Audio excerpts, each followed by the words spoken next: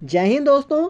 आशा करता हूँ कि आप सब लोग अच्छे होंगे और अपने परीक्षा की तैयारी अच्छे से कर रहे होंगे। जैसे आप सबको पता होगा कि जो हमारी गवर्नमेंट एग्ज़ाम होती हैं, मतलब कि कॉम्पिटिटिव एग्ज़ाम होती हैं, उनमें रीज़निंग का बहुत बड़ा रोल होता है।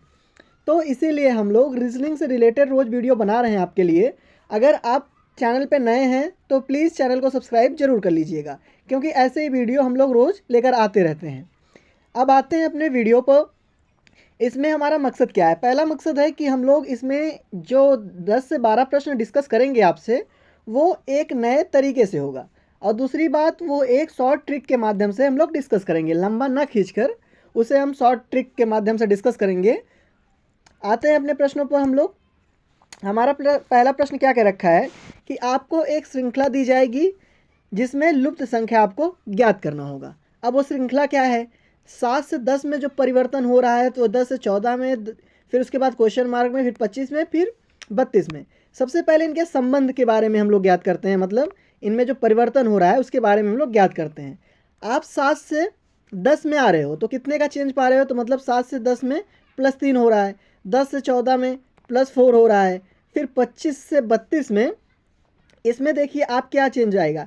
इसमें आप आएगा, अगर करोगे +5 हो रहा है, इसमें से +6 होगा। मतलब अगर एक बार करके देखते हैं हम एक एक, क्योंकि यहाँ से 3 में 4 एक ही प्लस हुआ है, तो इसके लिए हम +5 देखते हैं, इसके लिए +6 देखते हैं, इसके लिए +7 देखते हैं। और 7 25 में 7 जोड़ोगे तो 32 आएगा। मतलब कह सकते हैं कि इसमें एक एक संख्या बढ़ रही है, बढ़ के जुड़ रही है। संख्या जुड़ तो रही है लेकिन उसके साथ एक एक नंबर प्लस होकर वो जुड़ रहा है। तो हम लोग सिमिलर निकालते हैं।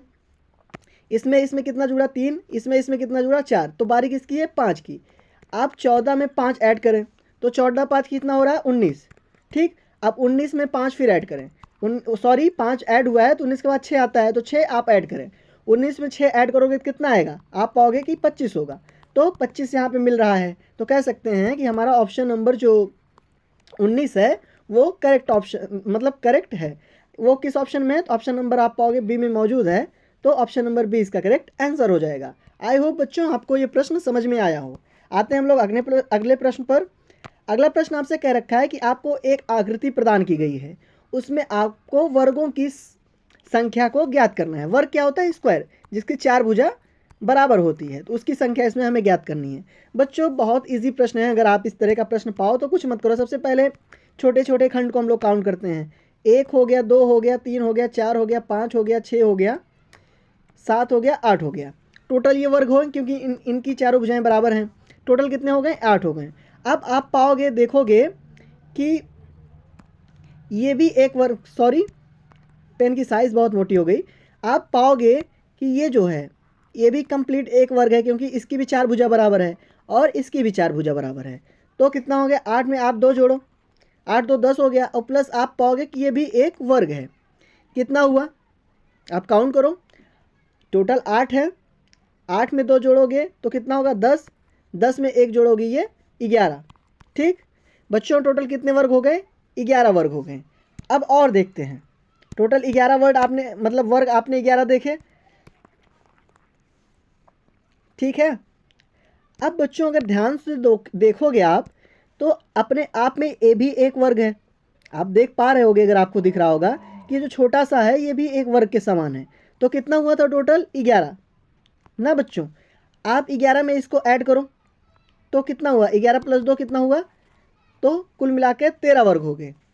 इतना समझ में आया आपको कि 13 वर्ग इसमें हमें मिल रहे हैं। तो ऑप्शन नंबर आपके डी में 13 मिल रहा है, तो ऑप्शन नंबर डी इसका करेक्ट आंसर हो जाएगा।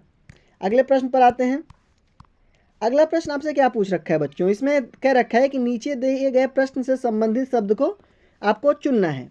जैसे कुत्ता का संबंध किस तरह पिल्ले से है? तो आपको पता होगा जो कुत्ता का बच्चा होता है उसको हम लोग पिल्ले किस नाम से जानते हैं?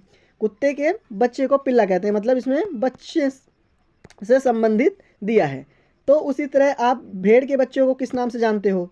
तो आप जानते होंगे कि भेड़ के बच्चों को हम लोग मेमना कहते हैं। मेमना किस ऑप्शन में? ऑप्शन नंबर ए में। तो ऑप्शन नंबर ए ही बच्चों इसका करेक्ट आंसर हो जाएगा। अगले प्रश्न पर आते हैं। अगला प्रश्न क्या कह रखा है? इसमें कह रखा है कि यदि बीरबल को हम एक कोड भाषा में लिखते हैं तो RI रिब लैब के रूप में लिख सकते हैं। तो डीजल को हम किस कोड भाषा में लिखेंगे? अब बच्चों सबसे पहले देखो बीरबल के वो किस कोड भाषा में लिख रहा है। आप पाओगे बीरबल को लिख के एज इट इज़, आप जब पेपर में आपको ये प्रश्न पत्र मिले तो आप एज इट इज़ ऐसे लिख के चेक कर लेना। ठीक, बीरबल को लिखा, उसके बाद कह रखा है RIBLAB। तो पाओगे बच्चों इसमें कुछ कुछ तो प्लेस सेम है, जैसे ये सेम रखा है, मतलब दूसरी पोजीशन सेम है। उसके बाद पाओगे इधर ये 5वीं पोजीशन सेम है। और क्या कर रहा है बच्चों, ये देखोगे ये एक दूसरे को क्रॉस कर रहा है, मतलब क्रॉस में दे रखा है एक दूसरे को, मतलब गुणा कर रहा है। जैसे होता नहीं है कि क्लास 10 में पढ़ो कि एक कट का गुणा होता है, जो क्रॉस गुणा होता है, तो वही कर रहा है, इसमें भी क्रॉस का गुणा कर रखा है। उसी प्रकार बच्चों आप जब उसमें आप डीजल को ऐसे करें, आपको देख रखा है ना आप कैसे किए हैं कि इसको इसकी प्लेस फिक्स है, इसकी प्लेस फिक्स है, बाकी को क्रॉस मल्टीप्लाई कर दिया है। आते हैं आप डीजल में देखते हैं ऐसे ही। अब डीजल को करने के लिए क्या करेंगे, DIESEL लिख लेंगे। तो कौन कौन सी प्लेस फिक्स किया था, एक दूसरी किया था, एक 5वीं किया था, तो हम दूसरी और 5वीं हम लोग भी फिक्स कर देते हैं। ठीक, इसके नीचे I कर देते हैं, इसके नीचे E कर देते हैं। अब इसका क्रॉस E यहाँ पे लिखते हैं, इसका क्रॉस D यहाँ पे लिखते हैं, फिर L का क्रॉस L यहाँ लिखते हैं, S का क्रॉस S यहाँ लिखते हैं। तो EIDLES किस ऑप्शन में है, तो आप पाओगे ऑप्शन नंबर ये A में मौजूद है। तो इसका option number A correct answer हो जाएगा। आई होप बच्चों आपको ये भी प्रश्न समझ में आया होगा। अगले प्रश्न पर चलते हैं। अगला प्रश्न आपसे क्या कह रखा है, ये कह रखा है कि सुप्रिया अखिल की बहन है। जो सुप्रिया एक लड़की है, एक पॉइंट बनाते हैं हम लोग, ए ये है सुप्रिया किसकी बहन है, दूसरी पॉइंट बनाते हैं बी अखिल की बहन है। ठीक, कह रखा है अखिल के पिता जो हैं वो सुप्रिया से कैसे संबंधित है। तो अखिल के पिता की बात आ गई, अखिल बी है तो सी को हम लोग अखिल के पिता कहते हैं। ठीक, इन दोनों में किसका संबंध है, पिता का, और इसमें किसका संबंध है, बहन का। ठीक, अब कह रहा है कि प्रिया की माँ सुप्रिया से, मतलब सॉरी अखिल के जो पिता की माँ है, मतलब अखिल के पिता की माँ, ये अखिल की पिता की माँ हो गया, माँ का रिलेशन ये दर्शाया, ये कैसे संबंधित है किससे, मतलब ये सुप्रिया से कैसे संबंधित है। आपको पता होगा जब इन दोनों में भाई बहन का रिश्ता है तो ये जो अखिल के पिता होंगे वही सुप्रिया के पिता होंगे, मतलब इन दोनों में रिलेशन भी पिता वाला है ना बच्चों। जब अखिल उसका बहन है सुप्रिया का, तो अखिल का पिता सुप्रिया का पिता एक ही होगा। तो वैसे ही जो संबंध अखिल का होगा उसकी माँ से, वही संबंध सुप्रिया का होगा। पिता की माँ क्या लगती है, दादी ना बच्चों। तो दादी आप सुप्रिया की भी दादी ही लगेंगी, क्योंकि भाई बहन जो दो भाई हो तो दादी तो सब दोनों की होंगी। तो दादी किस ऑप्शन में दे रखा है, तो पाओगे आप ऑप्शन नंबर ए में दादी दे रखा है। तो इसका करेक्ट आंसर क्या हो जाएगा, option number A. I hope बच्चों आपको ये प्रश्न समझ में आ गया होगा। अगले प्रश्न पर आते हैं।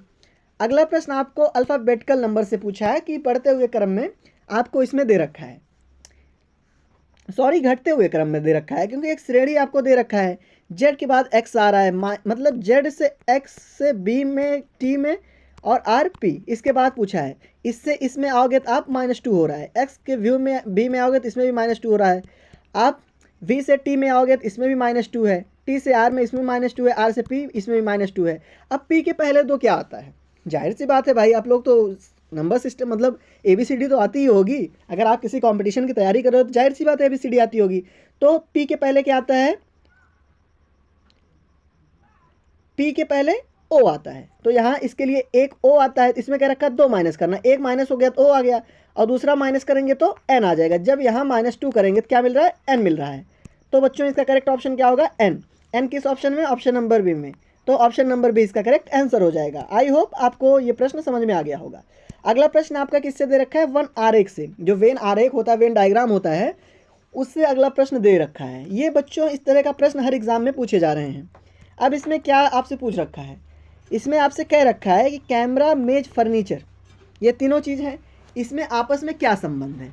आपको पता होगा कि जो मेज है एक फर्नीचर है, तो फर्नीचर मेज के अंदर आ सकता, मतलब मेज फर्नीचर के अंदर आ सकता है। एक बड़ा डायग्राम हम लोग फर्नीचर के लिए बनाते हैं, ये किसका है, फर्नीचर का, और उसके अंदर हम लोग मेज रख सकते हैं ना। लेकिन कैमरा हम फर्नीचर के अंदर तो रजिस्टर कर नहीं सकते, तो उसको हम लोग को बाहर रखना पड़ेगा। तो इस तरीके का वेन आरेख आपको किस में दे रखा है, तो ऑप्शन नंबर डी में।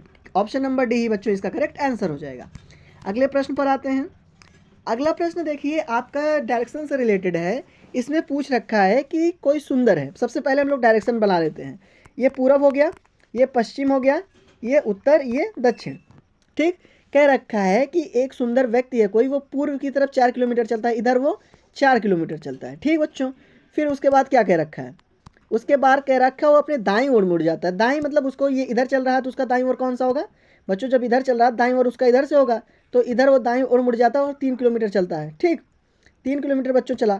फिर उसके बाद कह रखा है वो दाईं ओर फिर मुड़ता है, तो उसका दाईं ओर कौन सा होगा, आप जानते हो कि इधर उसका दाईं ओर हो जाएगा। ठीक है बच्चों, ये इधर को मुड़ता है, इधर कितने किलोमीटर चलता है, तो मतलब इधर चलना जारी रखता है। किलोमीटर नहीं दे रखा है इसमें, कह रखा है चलना जारी रखता है। अब आपसे पूछ रखा है वो किस दिशा की ओर जा रहा है। बच्चों आप देख के बता दो किस दिशा की ओर जा रहा है, तो सीधी सी बात है पश्चिम की ओर जा रहा है ना बच्चों। आप देख रहे हो इसकी डायरेक्शन किधर है, पश्चिम को, तो पश्चिम किस ऑप्शन में, ऑप्शन नंबर डी में। तो इसका करेक्ट आंसर बच्चों क्या हो जाएगा, ऑप्शन नंबर डी हो जाएगा। अगले प्रश्न पर आते हैं। देखिए ये प्रश्न होता है बहुत ईजी, लेकिन आपको फंसाने के लिए दे देता है। कह रखा है कि प्लस के स्थान पर हमको क्या करना है, घटाव रखना है। तो प्लस कहाँ है, यहाँ है, इसके स्थान पे हम लोग घटाव कर लेते हैं। उसके घटाव के स्थान पे गुणा, यहाँ पे गुणा कर लेते हैं, यहाँ पे घटाव, यहाँ पे गुणा कर लेते हैं। उसके बाद डिवाइड के स्थान पर जोड़ कर रखा है। डिवाइड यहाँ कहाँ मौजूद है, आप पाओगे डिवाइड यहाँ, इसके स्थान पर जोड़ रख लीजिए।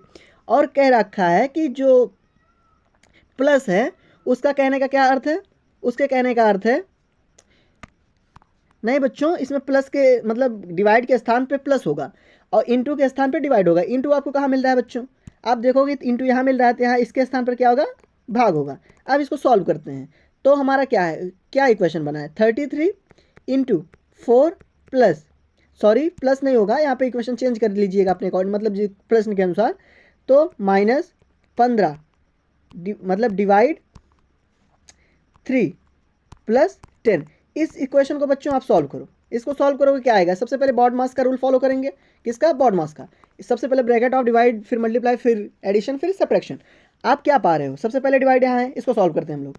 23 इंटू 4 माइनस 15 को 3 से डिवाइड करोगे कितना आएगा, 5 प्लस 10। उसके बाद मल्टीप्लाई सॉल्व करते हैं। मल्टीप्लाई कितना होगा, 24 पंचे 100, सॉरी ये 23 है बच्चों ना, हाँ 23 को अगर 4 से आप मल्टीपल करोगे कितना आएगा, 25 पंचे 100 होता है, मतलब 25 को इंटू 4 से करोगे 100 आएगा। 4 तिहाई 12 होता है, 12 का आप 2 लिख लो, उसके बाद 4 दूनी 8, 8 एक 9, तो कितना हुआ 92।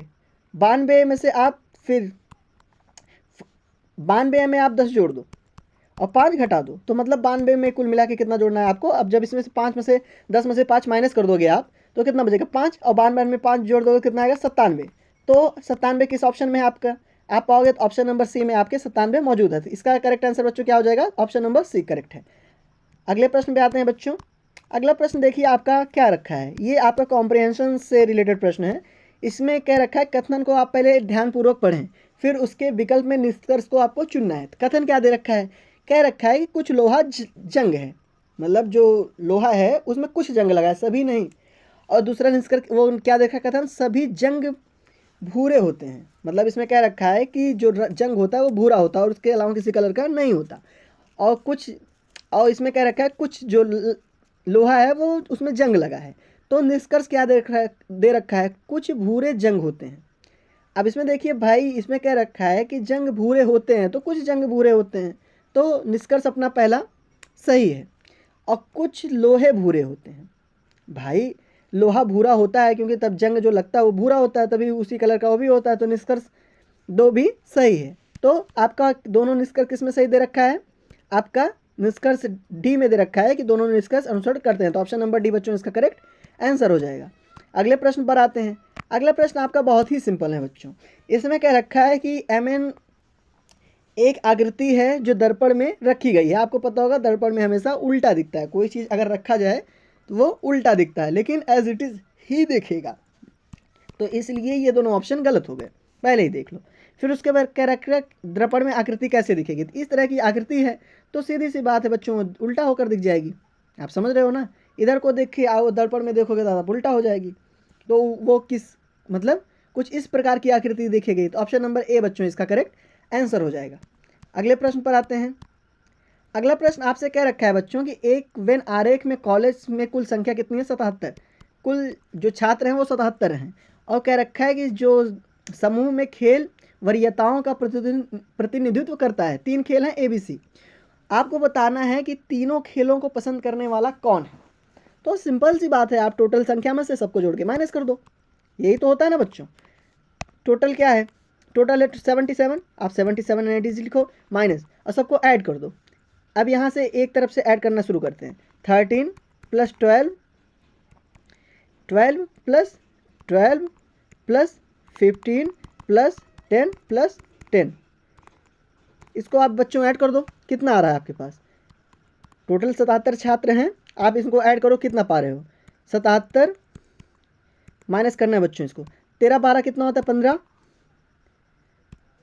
15 + 15, 13 12 कितना होता है बच्चों, 15 नहीं 25 होता है, सॉरी मुझसे थोड़ा मिस्टेक हो गई है, आप इसको 25 कर लें, 25 हुआ।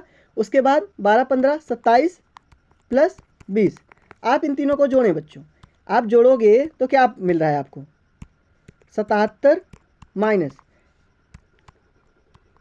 27, 20 को जोड़ोगे कितना बच्चों मिल रहा है, 45, 45 + 27, इन दोनों को मतलब इन दोनों को भी आप जोड़ लें, 25 + 27 को, तो 7 5 12, 3 2 6 1 7, तो कितना माइनस करना है आपको, 77 में से 12 को आपको माइनस कर देना है, 77 में से 12 को नहीं 72 को माइनस करना है, तो आपका कितना आ जाएगा आंसर 5। तो जो सभी खेलों में इंटरेस्ट रखते हैं उनकी संख्या बच्चों क्या है, यहाँ क्वेश्चन मार्क के स्थान पर 5 कर लें। 5 किस ऑप्शन में आपको दे रखा है, ऑप्शन नंबर ए में, तो इसका option number A correct answer हो जाएगा। आई होप बच्चों आपको सभी प्रश्न अच्छे से समझ में आए हों, अगर आए होंगे तो प्लीज़ आप कमेंट बॉक्स में ज़रूर बताइएगा, इसी तरह की हम और वीडियो आपके लिए लाते रहेंगे। धन्यवाद।